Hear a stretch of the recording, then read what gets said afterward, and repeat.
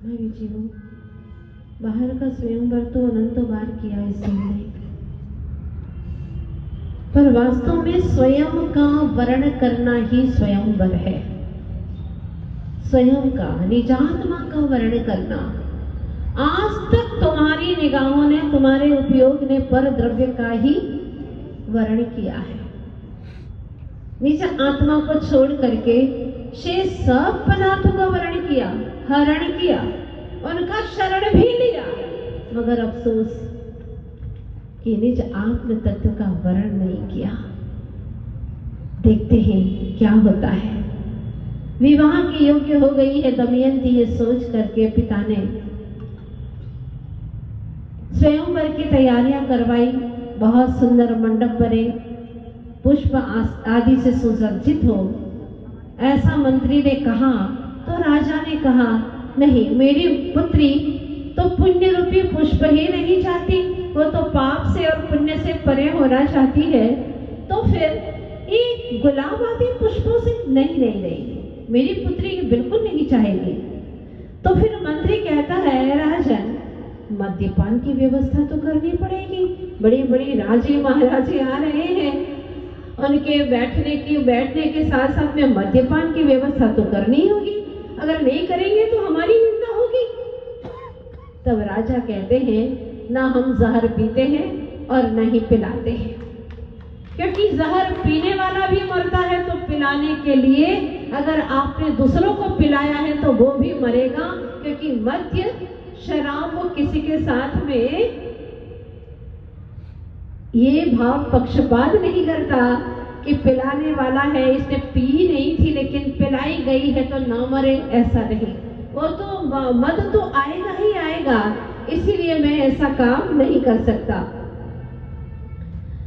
जिसने धर्म का प्याला पिया है, हम तो ऐसे लोगों को ही यहाँ पर सम्मानित करना चाहते हैं। वो अपने राज्य में कुछ भी करते हो, लेकिन हम यहाँ पर मद्यपान का प्याला बिल्कुल नहीं पिलाएंगे, ये हमारा जन शासन है। तो मंत्री कहता है, राजन, हमारे मान पर तो ठेस पहुंचेगी, क्योंकि स्वयंवर में हम बुला रहे हैं, तो हमारे मान पर तो ठेस पहुंचेगी ना, नहीं पिलाएंगे तो राजा ने क्या जवाब दिया सुनिएगा। हमारे मान पर ठेस अगर लगे चलेगा, लेकिन जिन शासन के सम्मान पर ठेस लगी तो हम सहन नहीं कर पाएंगे मंत्रीवर, हम सहन नहीं कर पाएंगे। आज सोचना आप लोग, जिन शासन के सम्मान के ऊपर ठोर ठोर पर ठेस पहुंच रही है, और कहते हैं आजकल तो सब चलता है, एक एक करके जैनी लोग इस बात को भूल जाते हैं। बड़ा दुख लगता है, बड़ी पीड़ा पहुंचती है। जिन शासन हमको प्यारा, जन जन का तारणहारा, जिन शासन हमको प्यारा, जन जन का तारणहारा, जिसने पिया धर्म का प्याला, जिसने पिया धर्म का प्याला, अनंत गुण को धारा रे, जिन शासन हमको प्यारा, जन जन का तारणहारा। गाओ भक्ति से, जिन शासन हमको प्यारा, जन जन का तारणहारा, जिन शासन हमको प्यारा, जन जन का तारणहारा, जिसने पिया धर्म का प्याला, जिसने पिया धर्म का प्याला, अनंत गुण को धारा रे, जिन शासन हमको प्यारा। प्राणों से प्यारा है हमें जिन शासन। हमारे मान को ठेस लग जाए चलेगी, हमारा मान, हमारी अहंकार की दीवारें टूट जाए चलेगी, हमारा उद्धार हो जाएगा। जब अहम की दीवारें टूटती हैं तो अरहम का दर्शन होता है। पर जिन शासन के सम्मान को कभी ठेस न लगे मंत्रीवर, ऐसा कुछ करो। मंत्री ने यह बात सुनी तो उसकी भी आंखें नम हो गई कि हमारे राजा कितने न्याय धर्म प्रिय हैं। पूछा राजा ने, पुत्री कहाँ गई है? रानी ने कहा, स्वामी अभी तो वो जिन मंदिर गई हुई है, क्योंकि मुझे पुत्री का मुख देखे बिना चैन नहीं पड़ता है, शांति नहीं मिलती है। तब रानी कहती है, स्वामी पुत्री से ज्यादा राग करना ठीक नहीं है। पुत्री तो पंछी की भांति होती है, एक पखेरु की भांति। पता नहीं उसको तो उड़ करके दूसरे नगर की ओर जाना ही है, दूसरे घर की ओर जाना है। बेटियां पराई होती हैं। स्वामी उससे इतना अनुराग मत करिए, इतना प्रेम मत करिए। तब राजा कहते हैं, मेरी पुत्री को उसके अनुकूल योग्य वर कैसे मिलेगा, क्योंकि मेरी पुत्री तो धर्म के रंग में रंगी हुई है और उसको कोई और रंग चढ़ नहीं सकता। तब रानी कहती है, मुझे विश्वास है स्वामी कि प्रभु से दूर कर सके ऐसी तो कोई उसके कर्म में भी शक्ति नहीं है जो उसके प्रभु को दूर कर सके। क्या माँ का विश्वास था? आपके अंदर है इतना विश्वास कि प्रभु मैंने अपनी चित्त चेतना को आपकी भक्ति में लगाया है, ऐसी दुनिया की कोई शक्ति नहीं है जो तेरी भक्ति से मुझे दूर कर सके। मोतरे आ जाए तो भी प्रभु पंथ ना छोड़ेंगे, जग से तोड़े राग अरे मन बीत राग पथ छोड़ेंगे। मौत रे आ जाए तो भी प्रभु पंथ ना छोड़े। प्रभु तेरे पथ में, तेरे पंथ में वो शक्ति है, वो शांति है। चाहे कितने ही बाहर में परेशानियां हो, लेकिन भीतर में एक सुखद झलक मिलती है। जैसे चारों तरफ के फैले हुए रेगिस्तान के बीचों बीच में कोई कल्प तरु हो, वो सुख शांति प्रदाता है। ऐसे ही प्रभु तेरा चरण सानिध्य तो कल्प तरु की भांति है। मेरी पुत्री को ऐसा कोई कर्म नहीं आ सकता उदय में जो प्रभु की भक्ति से ही दूर कर सके।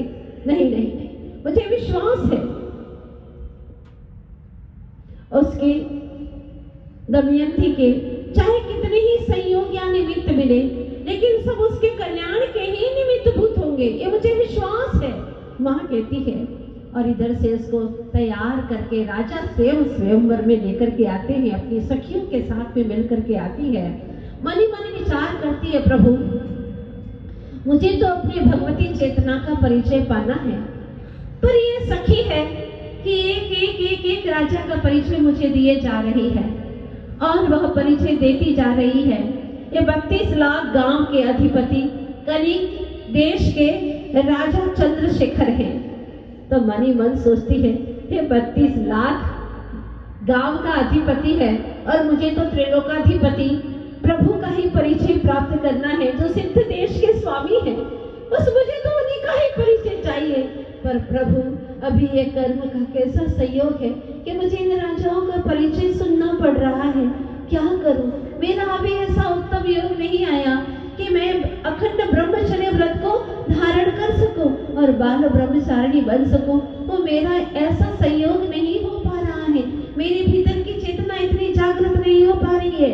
इतने में ही और परिचय देते हिम देश का कला प्रिय राजा, जिसका नाम अमरदीप है। वो सोचती है, मुझे तो सारे अष्टकर्मों पर विजय प्राप्त करने वाला वह अमर तत्व का दर्शन करना है। प्रभु वो अमर तत्व का कब दर्शन हो मुझे? फिर आवाज आती है, ये वीणा वादन में बहुत श्रेष्ठ है, जिसको सुन करके हिंसक पशु भी रुक जाते हैं और अत्यधिक शांत हो जाते हैं, संगीत के जादूगर हैं।